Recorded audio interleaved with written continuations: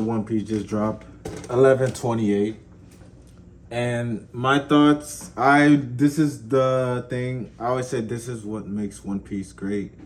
Uh, hold on. First of all, I want to start off with Luffy's fit for the cover pick. Oh my god, this man is so fucking saucy, bro.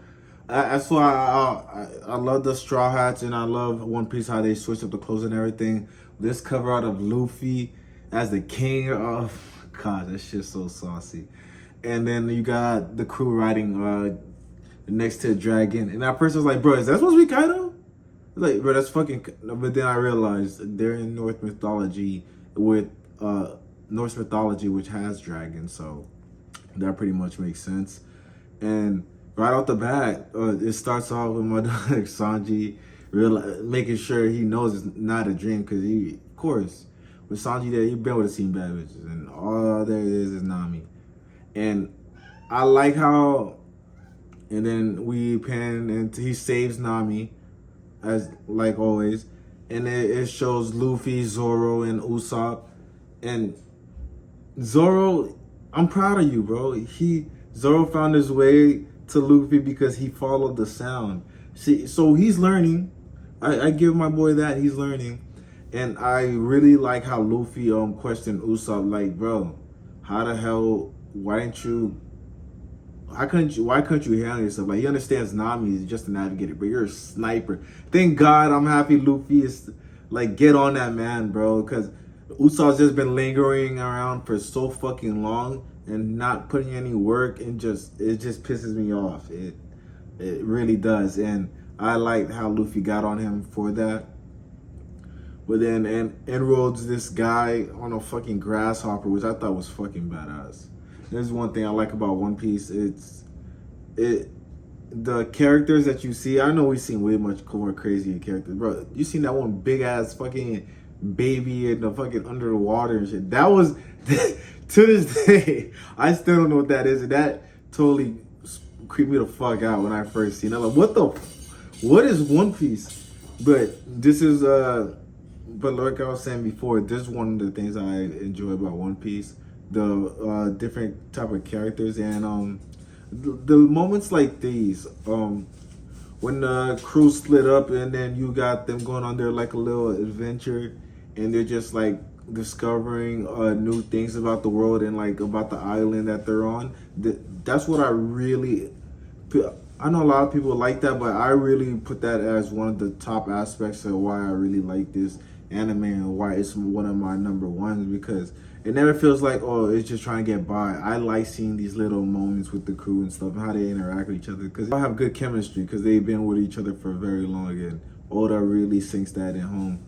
But the dude on the fucking grasshopper tells them that to just come into town and not go follow the road, because it will lead to the well, you find out that Luffy gets excited, so he says fuck all that bullshit, and because the road has guardians and guardians that keep you from the sun god, who you'll find out who is this fake sun god that they're talking about. But Luffy gets excited, so does Zoro, and them boys just head over there while Nami's over here crying, and Usopp's still bitching, but he's still, everyone goes, and he's so excited that the adrenaline gets to him, and he shatters the mirror.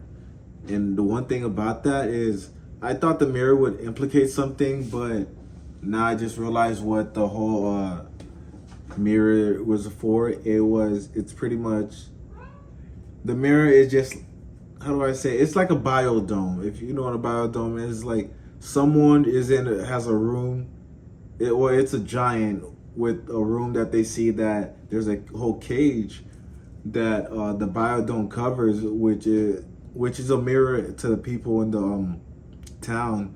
But behind that mirror is actually a giant's room where you find that my boy Chopper's at. I thank God he's safe, bro. Chopper's one of my favorites. I mean, I love all the Straw Hats, but I don't know. I always have a soft spot for Chopper every time I see him. He's like 7, or he's like 17. He's one of those ages, but man, it's so cute, bro. I love my man's Chopper, bro. But Chopper, you know, they had him strapped down, and I think he was just about to experiment on him, and then probably toss him in there. Where you'll find out who soon is behind all this. But the crew is just looking around with everything. They save Chopper. Zoro cuts down the collar. They save Chopper, get him down from there. He's hugging Nami. And Usopp over here being Usopp. I don't know what the fuck he's on. I don't know, bro. He's still my least favorite Straw Hat. I'm sorry.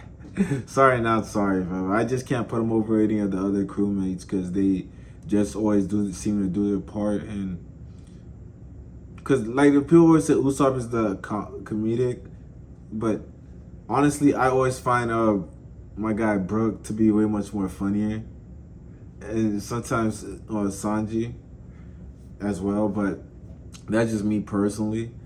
But then they're exploring the giant's lair, we can call it, and then you see the giant pull up, the sun god, supposedly fake sun god. Well, before that, actually, I'm tripping. Well, as they're exploring the layer, I forgot that this is interesting, big ass snake, which I'm pretty sure is Jormungandr, the snake that bites his own tail from Norse mythology in Midgard. And even they have the raven that comes up. Yeah, they have a raven, so I'm pretty sure that's Odin's raven. It seems like it.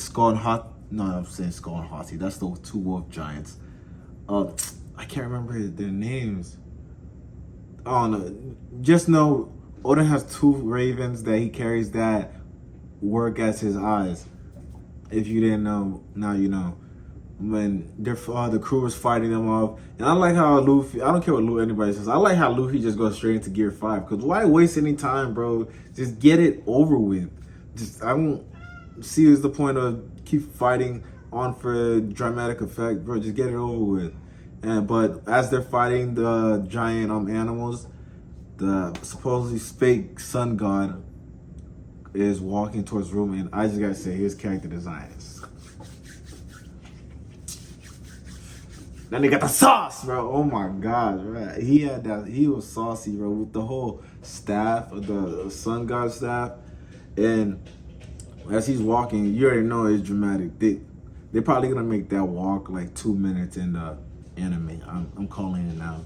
But he finally gets into the room and he sees all this mischief happening, and I realized there was a Lego piece on the floor when I went back and like reread it because I love these moments. I love these moments of One Piece when the crew is just, you know, it's not, oh, we gotta find the next clue to One Piece or we gotta defeat this villain. It's like just the moment of, let's explore and see what new things that we can find here in this new land. But supposedly they're in the room and the giant's room. And one thing about it, and then the sun god giant, he bursts it open, sees everybody fighting, running amongst, and that's when, right by the time he opens it, the crew defeats all the giant animals, and that's when they hop back into the biodome, we can call it, and they see the cat that they was beating on last time, and the funny thing is they whooped his ass again and they hopped on him for a ride. And the cat says, I remember this because Chopper translates it. And that'd be so funny. She's like, okay, anyways. This is what I like about it. We know Nami as the cat burglar from the beginning and she's never stopped being that. Like, you can't teach a dog a new trick, and I like that. Right? She didn't find any treasure, she said, but she stole a map. But like I was saying, even in fucking Egghead, she was able to still find a whole bunch of treasure and fucking diamonds and rubies and shit. I love Nami. She always does her part, and she always comes through to keep everybody in check. But she found a map that shows the way out of the whole biodome, that they just got to keep going straight and then they crash out the mirror that way. And bro, they use this cat to fucking bang out through the other side. That is so, we could call PETA, because I'm pretty sure that's animal abuse, right? We can call that animal abuse. But so now they got the plan on. I mean, they got the blueprints on how to get out of here. But the sun god, supposedly is not gonna let them. And I want to know, because since this is a cage and everything, is this something where he has to reach his hand out, or is it sort of like he oversees everything because he's so fucking big? Because it just looks like one of those things. Oh, he just puts in a new character every day. Because I don't know, it's very confusing. I really enjoy reading. I want to see how the next chapter unfolds.